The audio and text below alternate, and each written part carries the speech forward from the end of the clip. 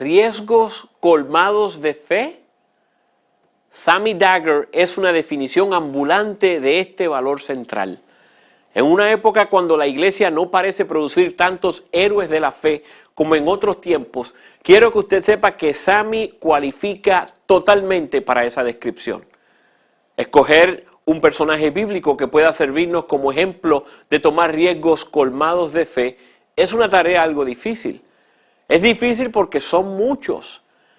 La historia de la redención está llena de personas que se arriesgaron y decidieron confiar en Dios. Daniel era un gran hombre que no tenía temor de arriesgarlo todo por Dios. También lo fueron David y cada uno de los profetas. En el Nuevo Testamento hay muchos más. Juan el Bautista, por ejemplo, cualquiera que reta a un rey en público cualifica automáticamente. Esteban, el primer mártir, y María, la madre de Jesús, también serían buenas elecciones. En fin, he decidido hablarles acerca de dos mujeres de quienes ustedes tal vez nunca han escuchado. Sus nombres eran Sifrá y Fubá. Y su historia se encuentra en el primer capítulo del libro de Éxodo. Sifrá y Fubá eran parteras que trabajaban entre los esclavos hebreos en Egipto. El rey de Egipto, Faraón, preocupado por el rápido crecimiento de la población israelita y temeroso de que esos esclavos pudieran unirse a los enemigos de Egipto, decidió que sus intereses reales quedarían mejor protegidos con la matanza de todos los hijos varones que nacieran entre los israelitas. Esta orden las colocó en una posición terrible. La Biblia dice que ellas temían a Dios, pero usted tiene que creer que también temían al faraón. Si hacían lo que se les ordenaba, estarían matando a cientos de niños. Si no hacían lo que se les ordenaba, probablemente serían asesinadas ellas mismas. Así que se tomaron un riesgo terrible y dejaron vivir a los bebés. Cuando fueron cuestionadas, le dijeron al rey que las mujeres hebreas eran tan fuertes y saludables que ellas parían sus propios bebés antes de que las parteras pudieran llegar. Les digo que estoy bastante seguro que Sifrá y Fubá no pensaban que ellas eran por alguna razón personas especiales. No pertenecían a la realeza y definitivamente nadie las veía como personas importantes. Nunca habían escuchado la voz de Dios, no eran profetas y no tenían ningún sentido de que habían sido escogidas por Dios para desempeñar un papel importante en los asuntos de la humanidad.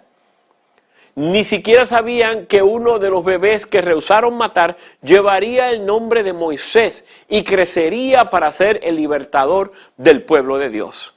Es muy posible que ellas nunca se enteraron que sus acciones desataron los eventos que dieron lugar al Éxodo. Eran personas del todo común y corrientes.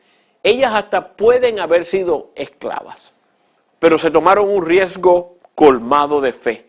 Confiaron en Dios y en ese momento se convirtieron en instrumentos con los cuales Dios cambió el curso de la historia. Y ahora, tal vez usted entienda por qué yo escogí a estas dos mujeres. Primero, porque ellas, como la mayoría de nosotros, nunca hubieran ni soñado que Dios podría querer usarlas para lograr sus poderosos propósitos en la historia. Pero, como ya ustedes han visto, Dios usualmente prefiere usar personas comunes y corrientes como usted y yo. Me asombra que el rey de Egipto ni siquiera se menciona por nombre. No estamos del todo seguros cuál faraón es el que aparece en el relato. Él no era lo suficientemente importante a los ojos de Dios como para que ameritara mencionar su nombre. Pero estas dos mujeres, insignificantes para los hombres, eran tan importantes a los ojos de Dios que sus nombres forman parte del relato divino para siempre. En segundo lugar, escogí contarles esta historia porque estas dos mujeres no estaban llenas de conocimiento teológico o doctrinal. Es muy probable que ni siquiera conocieran bien a Dios. Ya habían pasado 400 años desde los tiempos de José y nadie en Israel tenía mucho conocimiento acerca del Dios de Abraham, Isaac y Jacob. Ni siquiera eran creyentes firmes, porque si lo hubieran sido, ellas probablemente no se hubieran inventado la historia ficticia acerca de la fuerza de las mujeres hebreas en los partos. Eso es importante porque nosotros necesitamos comprender que hasta los nuevos creyentes, que aún no son discípulos maduros, que saben mucho acerca de Dios, tendrán la oportunidad de tomar esos riesgos colmados de fe. Por último, seleccioné a estas mujeres porque sus acciones, riesgos colmados de fe, surgen en el curso diario de sus actividades normales. Usted nunca sabe cuándo usted va a ser llamado a tomar esa única decisión que cambiará todo lo que le sigue. Sifra y Fubá no estaban tratando de cambiar el mundo, solo iban a trabajar. La mayoría de los riesgos colmados de fe que usted y yo seremos llamados a tomar no serán el resultado de nuestro deseo apasionado de ser héroes en el reino de los cielos. Van a ser el producto de nuestras actividades diarias.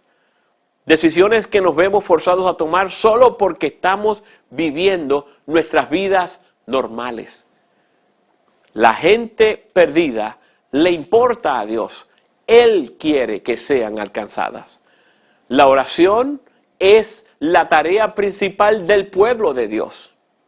Todo lo que tenemos le pertenece a Dios. Somos sus mayordomos. Conocer y obedecer la palabra de Dios es el fundamento de todo éxito verdadero.